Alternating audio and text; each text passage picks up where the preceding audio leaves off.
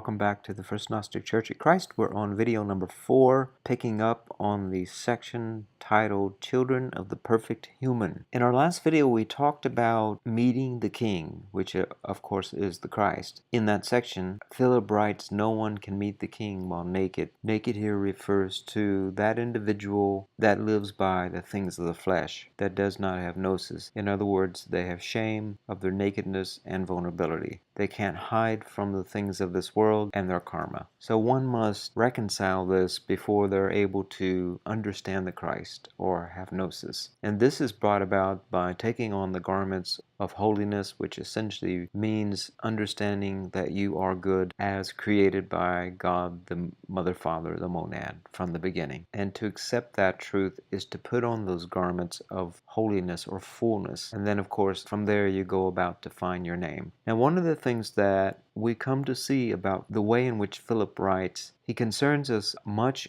around bringing forth the purpose of this ram called the Kenoma or the Matrix. So unlike some other Gnostic writers who very much discount, disfavor, and even to some extent define as evil and corrupt to the point of even completely corrupt, Philip takes a different approach. He instead invites us to consider the wisdom or the good that can be had from this ram. And he goes further to point out two different types of wisdom, what he calls a simple wisdom and a little wisdom. He says that we can gain little wisdom in this ram. And then the simple wisdom we gain from the essence of our being, which is our spirit. I point this out because this author of Christ's message helps us to expand further on this understanding of the mother concept, which is the vessel by which wisdom is able to present itself. And God's will, the Father, is also able to manifest within a vessel. So when Philip talks about mother, whether it's uppercase or lowercase, he's referring to that vessel, that container that allows for God's will to take shape. That's the way we have to understand that, so that we'll understand what he's trying to say to us in his cryptic language, the enigmatic language presented by Christ and Christ's apostles, as a means for those to understand that are able to hear the wisdom presented to them. So we pick up here on the children of the perfect human, and recall that the perfect human is that human that is unborn. It is rather that human that is emanated from the beginning in the pleroma, as intended from the beginning, the perfect Adam race that would take on a translucent body from the beginning as intended, and would live out its existence through a process of maturation and ascension. But of course, as you recall, instead we had fallen from the pleroma into this dark realm of ignorance. And now we are finding our way through Christ and Sophia, both gnosis and wisdom, back to the pleroma. And this is what's referred to as that perfect human in its original state and the state that we are to come, full circle back to. So here Philip says, the heavenly person has more children than the earthly person. Now, on face value, one might think that Philip is referring to the process of pregnancy and having birthed children in the heavenly realm, or maybe a heavenly person, as in a spiritual person, is going to be blessed with more children than a flesh-bound or earthly person. That is not what Philip is saying at all. Let's continue to read, and it's going to clarify for us what, in fact, he's talking about when he talks about this thing called the heavenly person versus the earthly person. If the children of Adam are numerous but die, and this is the children of Adam being the flesh human that came through the lineage of Adam, that we all die, how much more numerous are the children of the perfect human? In other words, because they don't die, then certainly there are more children of the perfect human than there would be that come from Adam, whose children all die, who do not die but are continually being born. Now, what does this mean, to be born? Now, remember Christ had said that in order to enter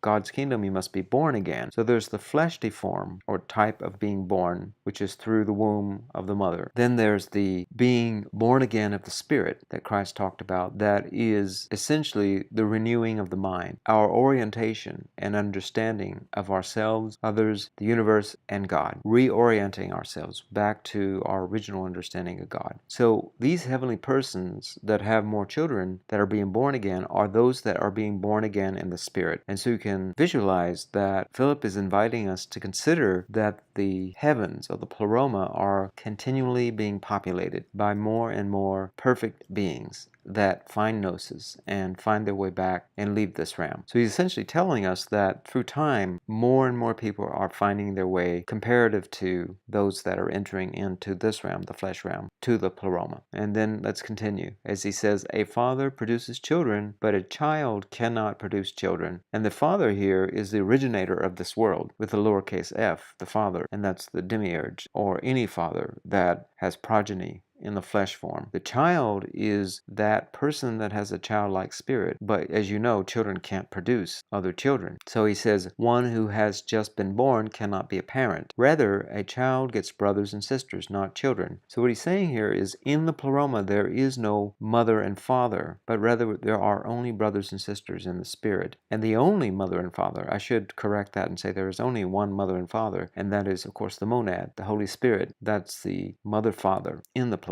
And he continues and says, all who are born in the world are born of nature, and the others are nourished from where they are born. So here he's saying there are those that are born in this world, of the world, that partake of flesh things, that feed them. However, those of the spirit are nourished from within, from where they are born, meaning they're born from the pleroma, from the heavens. And so that's where they get their nourishment. And he says, people are nourished from the promise of the heavenly place. If they would be from the mouth from which the word comes, they would be nourished from the mouth and would be perfect. In other words, they're being nourished by wisdom that's coming forth from the Christ, from the mouth of the Christ, or the mouth of a babe or a child. And that's what nourishes them, that wisdom, that knowledge, that gnosis. The perfect conceive and give birth through a kiss. And kiss is a transference of that word from one person to the other. That is why we also kiss each other. We conceive from the grace within each other. So this, of course, is symbolic. It isn't that we literally kiss each other on the cheek and then we birth grace, but rather it's the recognition of the grace in each other that inspires us to appreciate each other through a kiss, is what Philip really is saying here. The next section, 3 women called Mary. 3 women always walked with the Master: Mary, his mother, his sister, and Mary of Magdala, who is called his companion. For Mary is the name of his sister, his mother, and his companion. Recall in the previous video, I talked about the significance of Mary being derived from the word mare, M-A-R-E, which means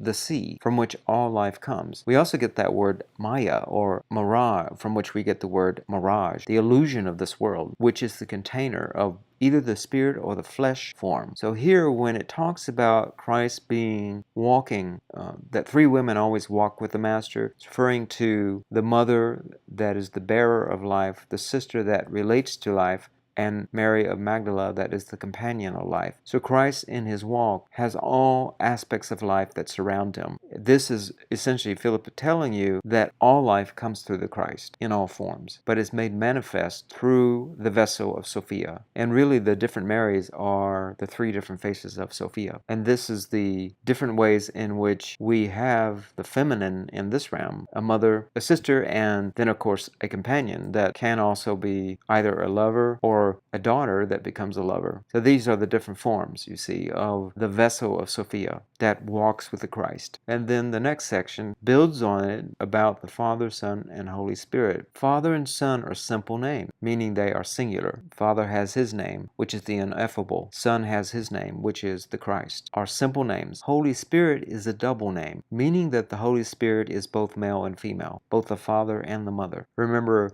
in the Secret Book of John videos, we talked about what differentiates between the virginal spirit and the Holy Spirit. The virginal spirit is the father, or the monad, before the monad knew of the mother, so therefore it was a virgin. But once it had relation with that father-mother dynamic, it became a Holy Spirit. Therefore it has a double name, both mother and father. They are everywhere, above and below, in the hidden and in the invisible. So you see the male and female is in everything. The hidden is the feminine aspect of the womb that's hidden away, and then the child's made visible. That is the male aspect. The Holy Spirit is in the visible, and then it is below, and the Holy Spirit is in the hidden, and then it is above. Why is this significant? It is significant in that male and female attributes are the wholeness of everything. That is the holy state to ascertain toward, not to be fractured into it being hyper feminine or hyper masculine, but bringing harmony. If you go to feminine, then you have its negative consequence. If you go to masculine, you have that negative consequence. Bringing these two into harmony is what will bring about a holy state, meaning that we all have both the feminine and the masculine within us. And through our life experiences, through whether it be parents, brothers, sisters, daughters, sons, nieces, nephews, lovers, friends, we have interchanges of masculine and feminine energy. We are constantly seeking out, because we are schizophrenic in this realm that we were created, so we're unbalanced. So always seeking out some kind of rectification of that disharmony that's within us through either the masculine and feminine that is lacking in us in a particular time and place in our lives. And we understand this dynamic, we begin to understand the process of creation and manifesting creation. So we continue in the next section. The Holy Spirit and evil forces. Evil forces serve the saints. Now, recall that in proto-orthodoxy, it is often that the masculine is considered to be the benefic force and the female the malefic force or the evil force. Particularly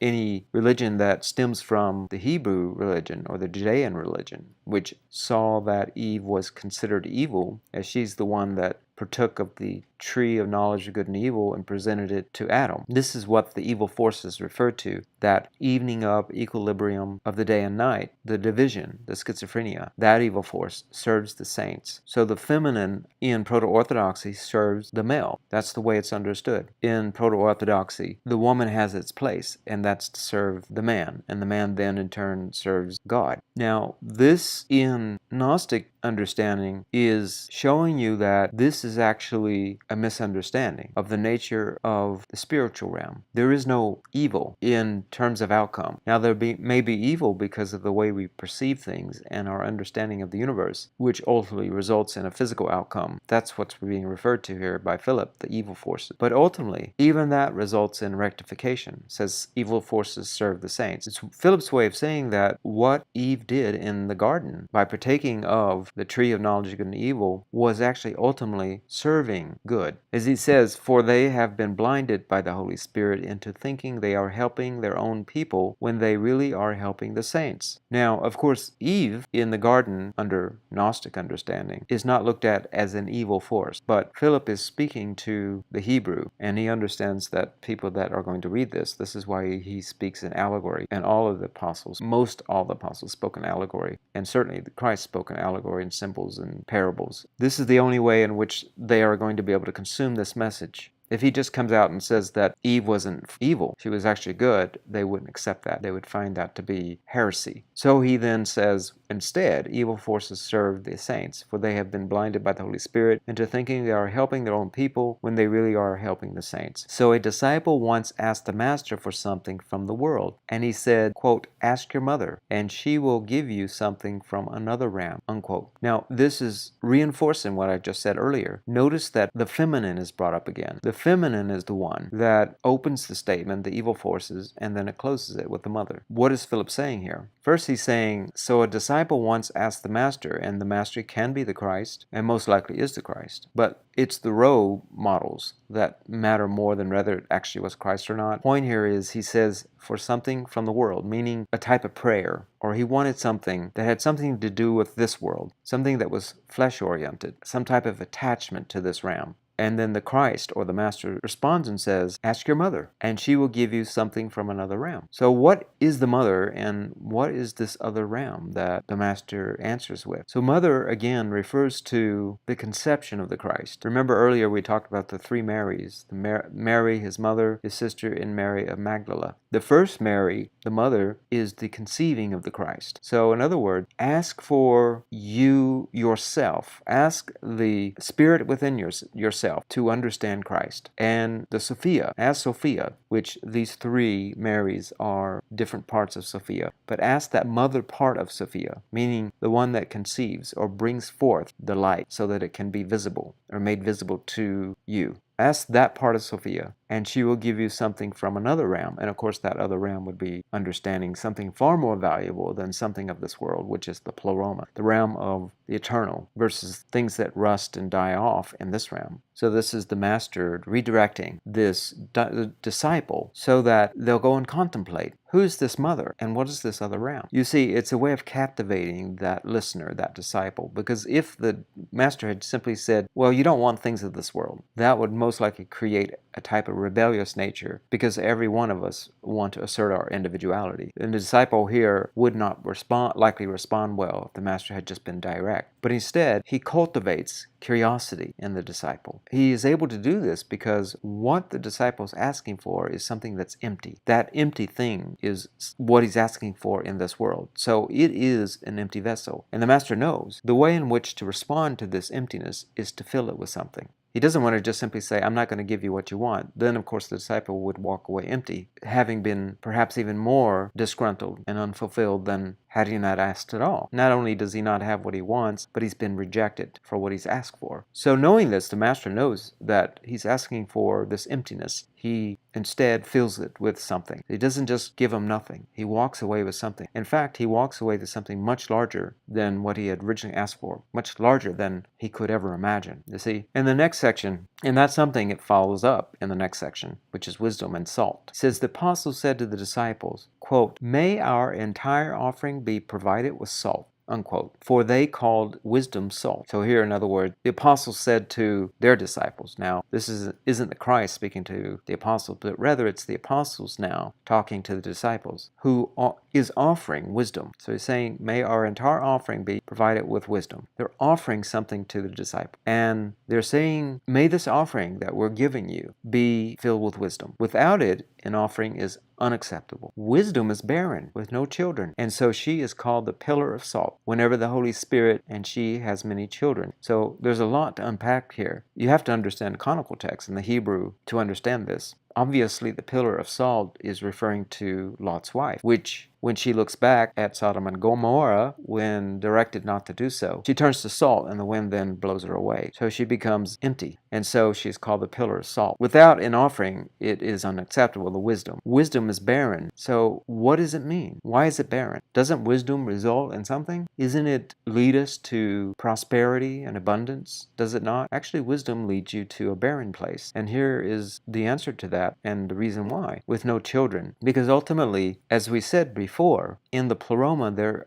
is no fleshly relationships or marriage, and there is no birthing of children. So again, Philip is resounding that this wisdom that the mother will bear, and see, it's following up this relationship to the feminine. And this is following up from the previous book that finished with Christ leading us toward the feminine. And Philip is now filling in that invitation that Christ gave us about the feminine. He's now explaining to us, what is this feminine and what does it mean to us? He is part of that individual, and that one of the apostles, perhaps one of the key apostles, to bring forth the feminine in the message of God, to bring the feminine up to the level of the male, which Christ said that he will make the woman as the man, meaning equal. And Philip then does this. He follows it up with how this is done. So he says about the mother, the three Marys, and now he talks about the womb, and how when you find wisdom, the woman no longer has to carry pregnancy, that burden and the pain of pregnancy, because in the pleroma, in the eternal realm, there is no flesh process. God's creation is merely emanated into being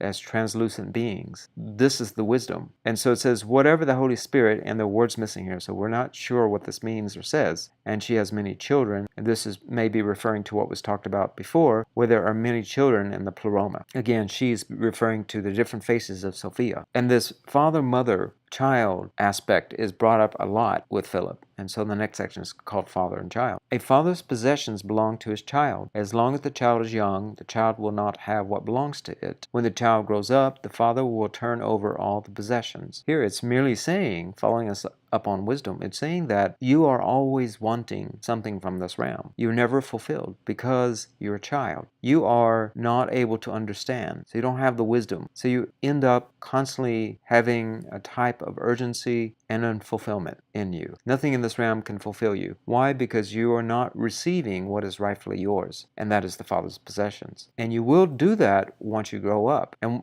you no longer drink milk, but you eat of the meat. That is the wisdom. When you gain gnosis, then you can start to take in the wisdom and the mysteries that are presented through gnosis of the Father. The next section, the lost. Those who have gone astray, who are offspring of the Spirit, go astray also because of the Spirit. So it's again referring to the road less traveled. Very few people seek out the Spirit for pure intention. This is the road less traveled. Very few people travel that road. It's the less traveled road. But because it's off the trail, those individuals go astray. When you first find gnosis, your world becomes chaotic because you feel like you have to understand and reorient yourself to the world, to the universe, to God, to everyone, to your understanding of what everything means and how it fits in. So you feel you're lost in the woods. So you've gone astray. You're going off the path. You, however, are of the offspring of the Spirit. Go astray also because of the Spirit. And it says, thus from one Spirit the fire blazes, and the fire is extinguished. So this is going to both compel you forward to find this truth, this knowledge, but it's also going to extinguish that emptiness in you, that lack of fulfillment, that lack of satisfaction, that burning sensation. Remember earlier we talked about there's two types of purification, water and fire. In the previous video, Philip presented two ways in which we can be purified or baptized, and that is through water or fire. Fire is that burning desire in you, and in this case it's of the Spirit. It's blazing in you, and the only way to put that out is to go down that road less traveled, to find the things of the Spirit, to unveil the mysteries, to walk the gnosis, not to remain in I don't know or ignorance of this realm and of existence, and to just accept things that you see and observe and measure and taste, but to challenge yourself to go beyond. This is going to bring you a type and level of satisfaction that nothing in this world can bring you. And the next section says, wisdom and wisdom of death, and this is what I open with in this video, and we'll close in this section. When we talked about there being two types of wisdom, Philip brings forth the idea that we can gain wisdom in everything. He's taking a road less traveled approach to the way we understand the kanoma. Many of the Gnostic teachers will have a very harsh understanding of the demiurge, evil spirits, demons, this realm, your flesh body. Philip, however, takes a lemon and makes lemonade. He suggests that we can bring forth wisdom in everything. We can squeeze a rock out and make lemon juice, you see. This is the way he presents wisdom. Sophia's in everything. We don't need to just look inside, but we can also find it outside ourselves. We can find it in the spiritual things and of the flesh things. And he calls these two things ekomoth and ikmoth. So he says there is Ikamoth and there is Ekmoth. Ekamoth is simply wisdom, but Ikmoth, wisdom of death. That is, the wisdom that knows death. That is called little wisdom. Philip, in his own way, is a healer, but for you to understand how he practices his art of healing, you have to understand the way in which he shares truth. He is, on the outside, what appears to be a pessimist and a cynic, but he is that on the outside because on the inside he sees something more than what is on the outside. But because he has that optimism within himself, he is able to use that wisdom to project onto the outer world of cynicism. So he is looking for something good in everything. This is a kind of healing, because even then we start to reorient ourselves beyond all the previous Gnostic teachers in the way we even understand our physical selves and the physical world that we live in. All the prior Gnostic teachers would tend to bring you toward a bleak understanding and hurry you toward leaving this realm to go to the pleroma. But Philip says, no, slow up. Take a deep breath. Understand that wisdom's everywhere. And in fact, he takes it even further and says wisdom can even be found in death. So he really is ultimate optimist within, even though he presents himself relatively seriously in the way he articulates his message. So I can sort of imagine someone who on the outside appears to be sort of to himself, sort of complaining and grumbling under his voice, but then when he takes his pen out and writes down the words of wisdom, they're filled with light, of hope and inspiration and optimism. This is reflecting Philip's personality, which he becomes another container for the Christ message to reveal itself, to tell us angles of truth that other Gnostic teachers have yet to do up to this point. And of course, every one of the Gnostic teachers have their own presentation. Thomas has his, John had his, so forth and so on. I explained Philip because I think he's one of the apostles that was very much overlooked. He's a hidden gem. He's the one that if we were to say Simon Peter was the most misogynistic, I would put Philip on the other end of that. He carries forth and continues the stream of thought Christ left with us in the Gospel of Thomas. So with that, we'll pick up in the next section titled Tame and Wild Animals. Bye-bye.